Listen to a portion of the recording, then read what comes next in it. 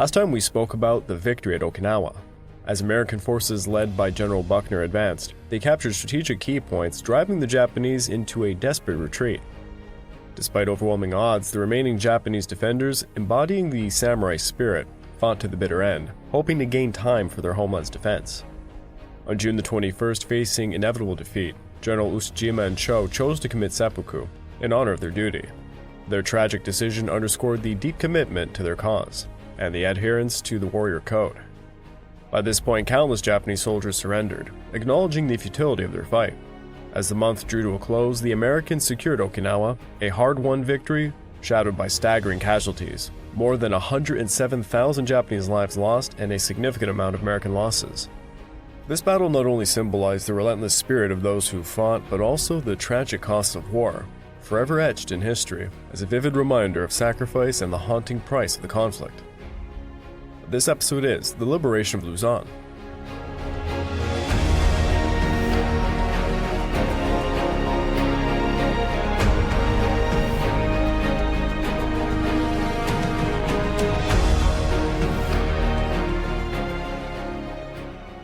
Welcome back to the Pacific War Podcast week by week. I'm your dutiful host, Craig Watson.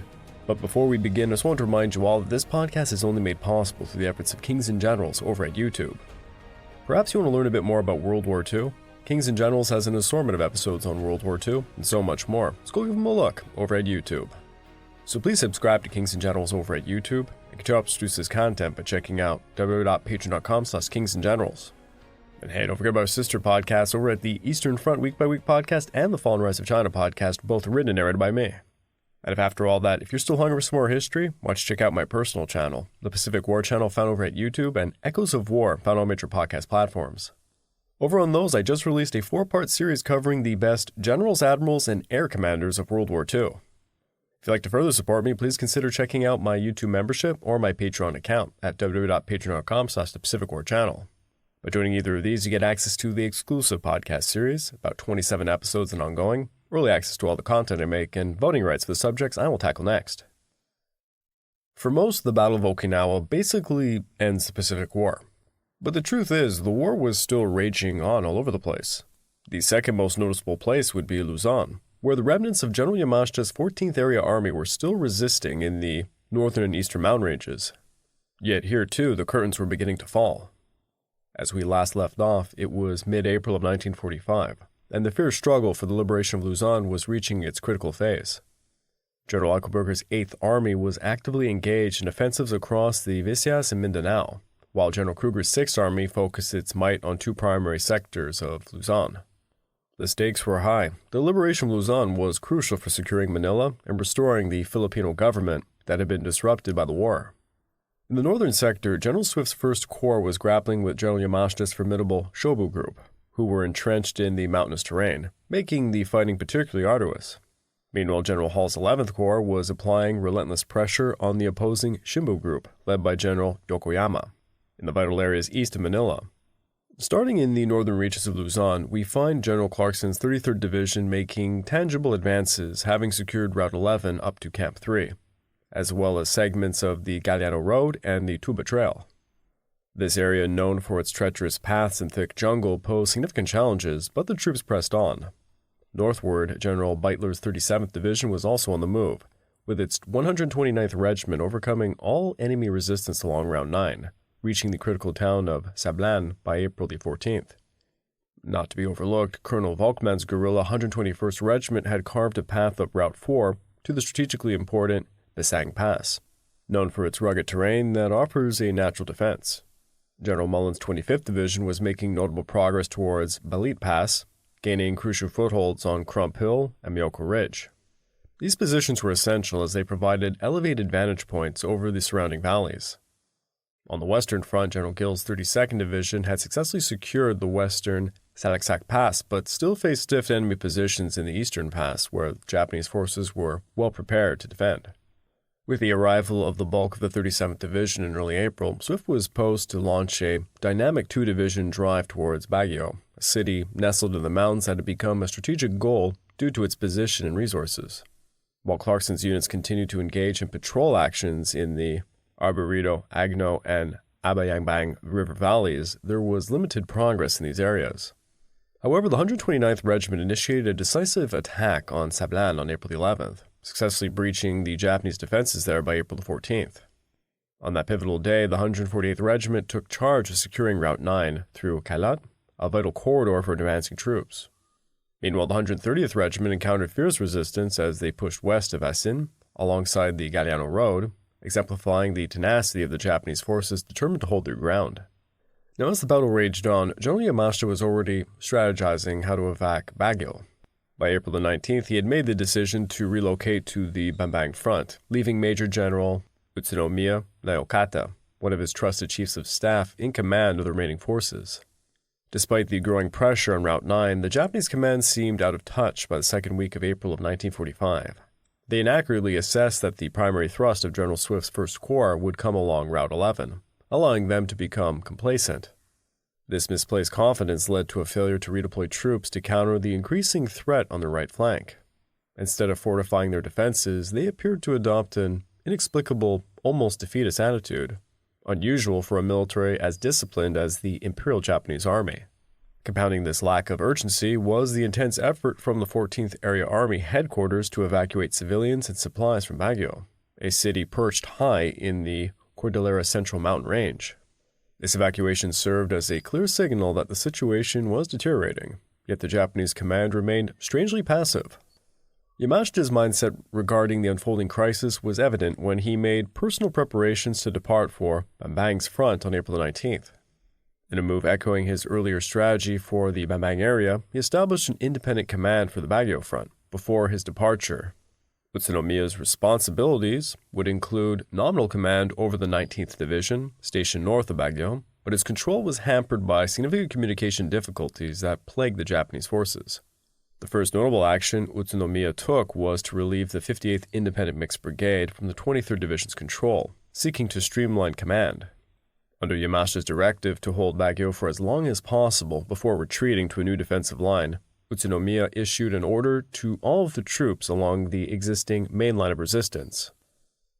Hold out to the last man. His tone betrayed the grim reality, coming across as almost ironic, given the mounting pressure they faced. Meanwhile, General Sato's 58th Independent Mixed Brigade was frantically working to fortify defenses along Route 9, southeast of Kalat. However, their efforts came too late to prevent the 148th Regiment from swiftly capturing Yagyagan on April 15th, gaining a crucial foothold in the area. In response to the setback, Sato began sending reinforcements to the Isaran Gorge. This began April 16th, apparently under Utsunomiya's orders. This narrow, treacherous gorge surrounded by steep cliffs was seen as a pivotal point for a last-ditch defense. The Japanese troops managed to repel the initial assaults from the 148th Regiment on April 17th, but as night fell, the Americans executed a series of enveloping maneuvers, ultimately securing Ridge A. The following morning, the 148th seized Ridge C. However, their frontal assaults against Ridge B were met with fierce resistance and ended in failure. On April 19th, the tide began to turn.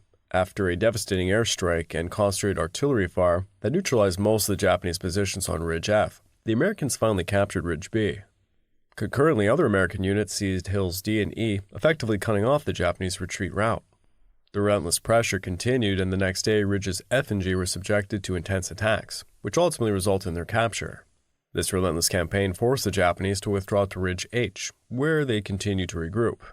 After heavy bombardment, the Isaran Gorge was finally cleared on April 21st, sending the surviving defenders scrambling in a retreat. As these operations unfolded, the 130th Regiment was busy repositioning 2 battalions from the Galiano Road to the junction of the Yagyagan Trail along Route 9, poised to mount a coordinated attack on Asin from both the east and the west. On April 22nd, they launched their offensive, catching the Japanese defenders by surprise and effectively dismantling their defenses. By the afternoon of April 23rd, the Galiano Road was opened for American forces, marking a significant advancement in their campaign. Concurrently, the 129th Regiment had taken over operations from the 148th Regiment and advanced against only scattered resistance, making significant progress as far southeast as the junction of the highway and the Galiano Road. However, their advance was ultimately halted due to concerns about a potential threat from the north. Seizing on this hesitation, General Utsunomiya decided to leave a small delaying force at Trinidad and Baguio while initiating a general withdrawal to the north and northeast. With Utsunomiya's defensive lines weakening, American patrols were able to enter Baguio on April the 24th, met with surprisingly little resistance. By the 26th, the 129th had effectively secured most of the city, facing only negligible opposition. Simultaneously, elements from the 123rd and 130th Regiments worked diligently to eliminate the remaining Japanese defenses on nearby Mount Kulagang, along the Tuba Trail, and on Mount Mirador, ensuring the area was cleared for further American operations. Despite these American successes, Utsunomiya managed to escape with approximately 10,000 troops to the Baguio-Rato Supply Road, a crucial evacuation route for the Japanese forces. As the end of April approached and into the first days of May, the 37th Division continued to mop up the surrounding areas, further securing Trinidad. Meanwhile, the 33rd Division also pressed forward, capturing the Balugwe, Itogan, Pitacan sector, enhancing their control over the region. Looking further east, General Gill's demoralized 32nd Division was still engaged in fierce fighting through the Salaksak Pass, hampered in their advance along the Villaverde Trail.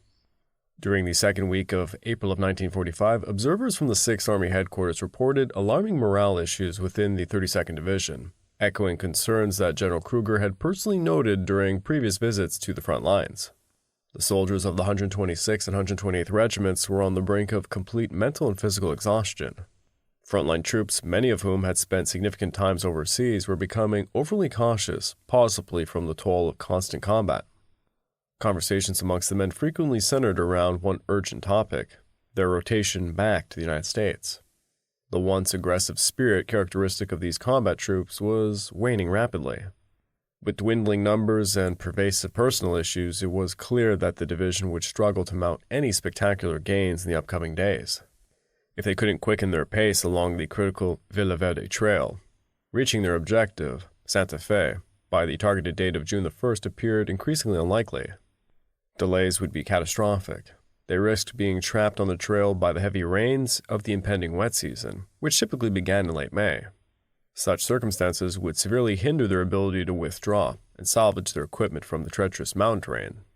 Meanwhile, the Japanese forces retained key terrain advantages, allowing them to economically utilize their troops and reinforce their front lines almost at will. In stark contrast, the rugged landscape severely restricted the 32nd Division's maneuverability, forcing them to repeatedly launch costly frontal assaults with their diminishing strength. While terrain and weather conditions presented significant challenges, the growing personnel crisis loomed as a critical factor, likely to further limit the division's progress in the days ahead. Compounding their challenges, General Iwanaka's reconstituted 2nd Tank Division had suffered heavy casualties, leaving General Konemura unable to provide further reinforcements. On April 17th, the arrested 127th Regiment finally began its move to relieve the beleaguered 128th Regiment at the Western Pass, launching operations to clear the last remnants of Japanese forces from Hills 506 to 507. Although Hill 506B fell rapidly on April the 19th and Hill 507C was captured 3 days later, American forces struggled to completely clear Hill 507D until May the 2nd, underscoring the tenacity of the Japanese defenders. Despite the challenges, enough ground had been cleared by April the 26th for the 2nd Battalion to initiate a drive east along the south part of the Villaverde Trail, aiming for the strategically important Hill 508. The Japanese forces, sensing this new threat, responded with fierce counterattacks from both the east and the north, managing to delay the American capture of Hill 508 until about April 29th. This intense fighting illustrated the importance of this elevation, which offered vital visibility over the surrounding landscapes. In the days that followed, the 2nd Battalion expanded its control over Hill 508, establishing a defensive block on the Villaverde Trail to the north, while successfully repelling a series of heavy Japanese counterattacks. Meanwhile, the 3rd Battalion made significant strides by attacking and capturing Hill 509, further consolidating American positions in the area. Simultaneously, the 2nd Battalion of the 126th Regiment launched an offensive south from Hill 511, seizing Hill 515 by April the 24th. They advanced into the area north of Hill 508 while the 1st Battalion navigated through the rugged terrain of Hills 513 and 514, pressing southward to Hill 516. Their advance culminated in the capture of the crest of Hill 525, where they established a critical block on the Villaverde Trail. However, the cost of these advances was significant. Due to the heavy losses incurred during these operations, the barely rested 128th Regiment began the process of relieving the exhausted 126th on May the 3rd. Shortly thereafter, the 128th's 2nd Battalion launched an assault southeast, successfully capturing Hill 526 on May the 7th, while some elements initiated a drive towards Hill 527. Even further east, General Mullen's 25th Division was persistently pushing its Santa Fe offensive against stubborn Japanese resistance. In a stroke of fortune, a successful aerial reconnaissance mission revealed that ground located just 1,000 yards west of their position might offer a more favorable route of advance to Belite Ridge, providing a welcome alternative to the challenging Myoko Mass itself. On April the 22nd, a reconnaissance force from the 27th Regiment successfully moved undetected to the southern slope of Belite Ridge, positioning themselves for a critical advance. The following day, the rest of the 2nd Battalion began to push towards Lone Tree Hill, while other units continued to exert pressure on the entrenched Japanese defenses at Myoko. Moving forward with enthusiasm and encountering negligible resistance, the Americans reached Lone Tree Hill on April 25th, effectively bypassing the main concentrations of the enemy forces. By April 27th, the 2nd Battalion had advanced an impressive half a mile beyond Lone Tree Hill, with its forward elements only 3/4 of a mile from the Belite Pass. However, they were compelled to halt their advance due to the potential threat of an enemy counterattack looming on the horizon. Meanwhile, on the 23rd of April, the 35th Regiment began its ascent up the Capitalan Ridge, steadily making progress despite the challenging terrain. By April 27th, their leading troops had reached a prominent knob located midway between Route 5 and Lone Tree Hill. The 161st Regiment was also making strides, continuing its attack northwards towards Kembu Ridge, where they successfully secured Hill 4625 and the entirety of Hiley Ridge by April 28th. On that same day, the 27th Regiment began reinforcing their positions on Lone Tree Hill, while elements of the 2nd Battalion initiated a southwest push along Capitalan Ridge to support the 35th Regiment advancing up Route 5. However, they encountered a formidable strong point. They were only able to gain 350 yards of new ground northeast of the knob. Simultaneously, elements of the 27th Regiment advanced a modest 500 yards southwest by May the 4th, indicating the ongoing struggle. That morning, the 1st Battalion of the 161st Regiment seized the southeastern nose of Kembu Ridge, securing a valuable tactical position. At the same time, the 2nd Battalion pushed troops onto the ridge, extending their reach half a mile to the northwest, further consolidating American control in the area. As a breakthrough appeared imminent, General Krueger began dispatching Beitler's 37th Division to Bambang's front on May the 2nd, with all elements of the division departing the Baguio area just 3 days later. With these reinforcements securing his rear and taking control of Myoko Massif, General Mullins ordered the 27th and 161st Regiments to concentrate their forces for a coordinated attack aimed at the enveloping Belite Pass for both the east and the west.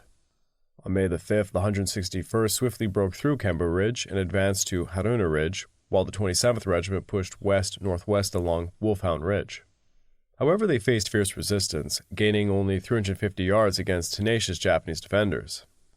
On May the 8th, Company I successfully launched a southwest offensive from their stronghold along a bare-chested ridge, while Company A deployed on Kembu Ridge and began descending the final sections of the Dig River Gorge.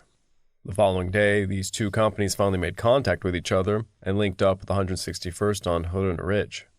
By May the 10th, Wolfhound Ridge was secured, coinciding with elements of the 35th Regiment completing the clearance of Route 5 from Capitalan to the pass. In the meantime, the 35th Regiment, along with units from the 27th, continued their assault on Capitalan's Ridge, which was ultimately secured by May the 13th. Meanwhile, the 148th Regiment renewed its attacks on Myoko Ridge, where the Japanese resistance began to collapse on May the 11th. With these gains, Belite's Pass was now secure. The Americans had incurred 565 men killed and 1,745 wounded during their drive, while General Okamoto's 10th Division experienced catastrophic losses with nearly 7,000 men killed and a complete breakdown of their control and communications. Reflecting on the situation in Salaksak, by May the 8th, the Japanese position was deteriorating rapidly.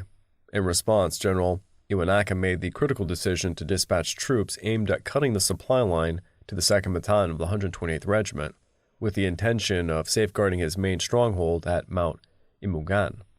On that same day, the 1st Battalion of the 128th Regiment began to push eastwards, facing strong resistance with elements of the 2nd Battalion moving west from Hill 526, struggling to make any significant progress.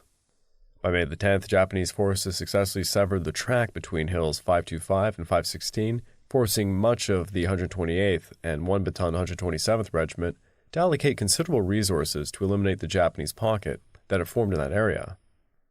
Meanwhile, the 33rd Division was left disheartened as it found itself assigned to a holding mission to secure the Baguio Bang San Fernando area. Their operations were limited to minor local gains and long-range reconnaissance, which did little to impact the overall situation. During May of 1945, the only significant action undertaken by the 33rd Division took place along a trail connecting Santa Rosa in the Abayabang Valley to Tebo, located on the Agno River 5 miles south of Pitican. The division focused its efforts on clearing Japanese forces from the high ground situated between the main trail and the upper reaches of the Abayabang Valley.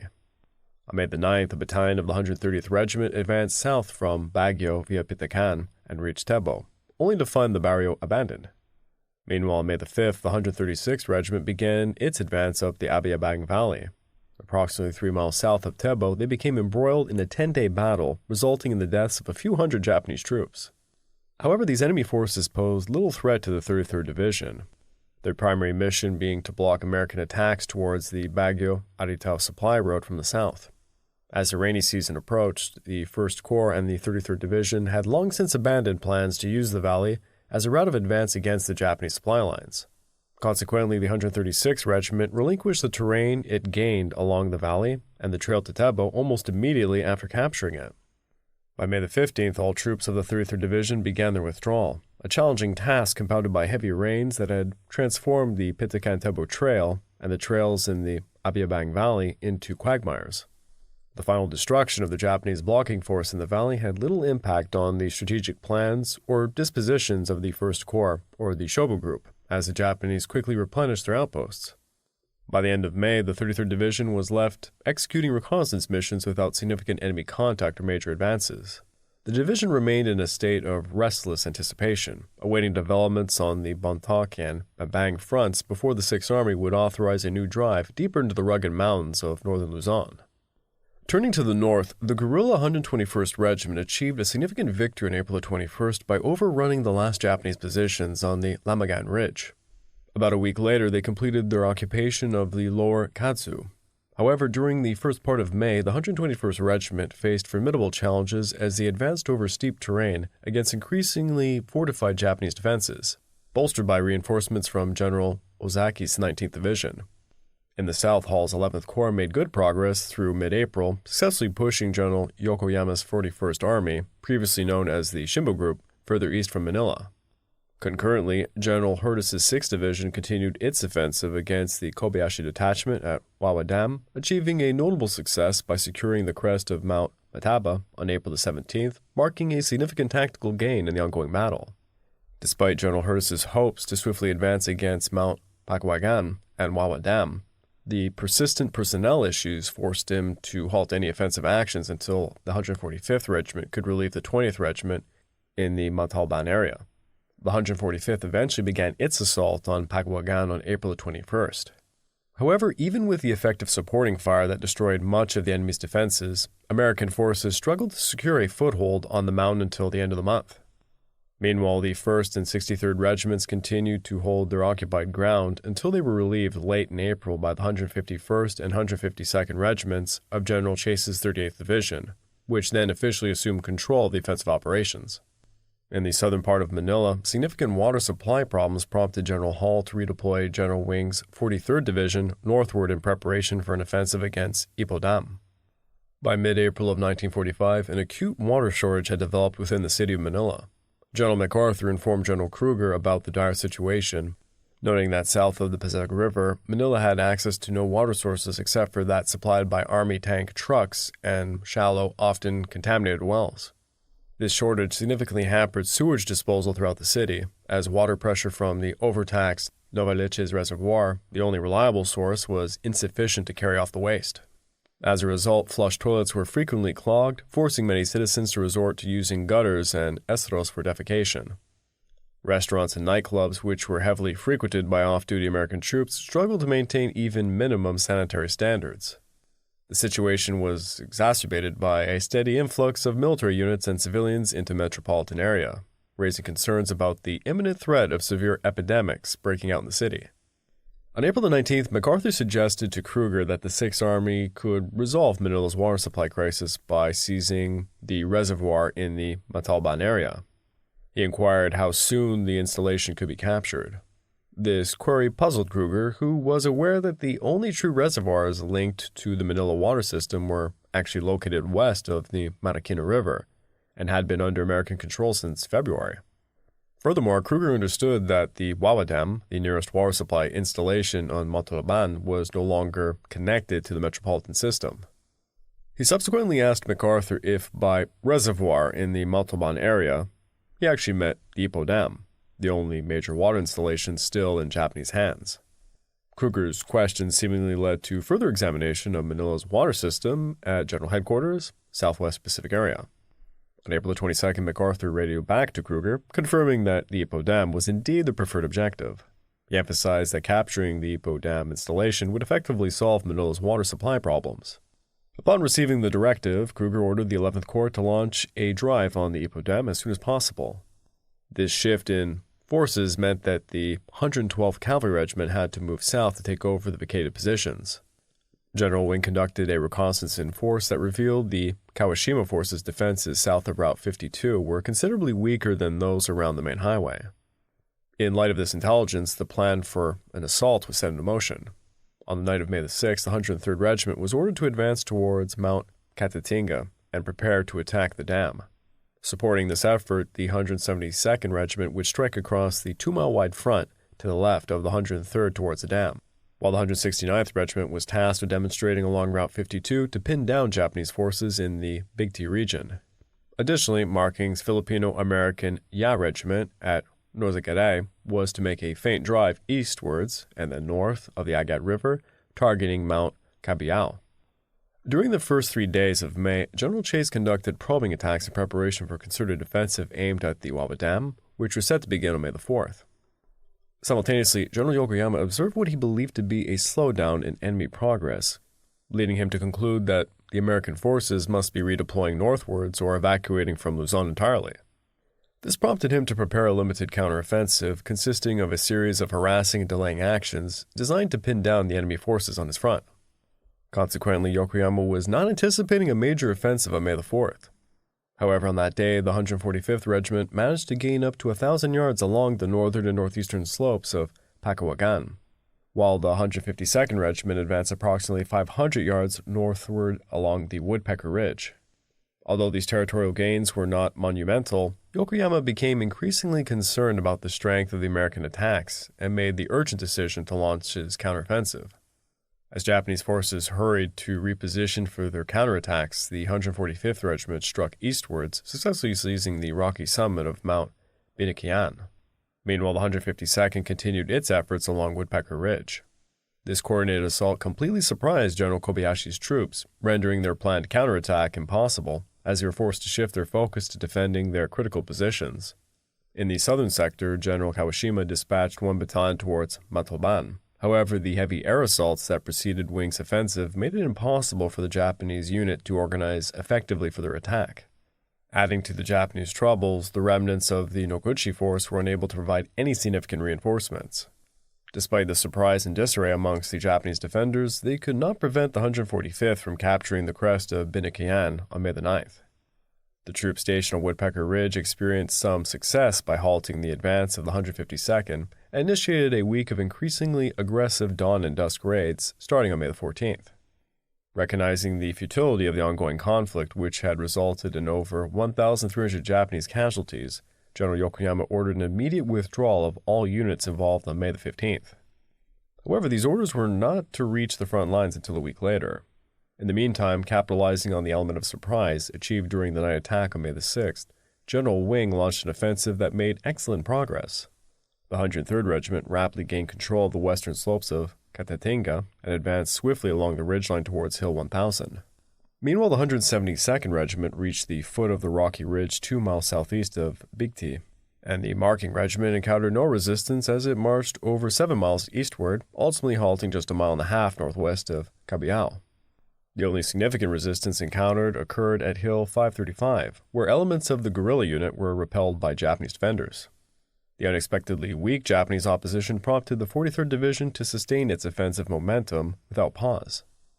By May the 11th, the 103rd had secured hills 805 and 810, while the 172nd was probing Japanese defenses on Fork Ridge, and advanced to the southwestern slopes of Rocky Hill 815.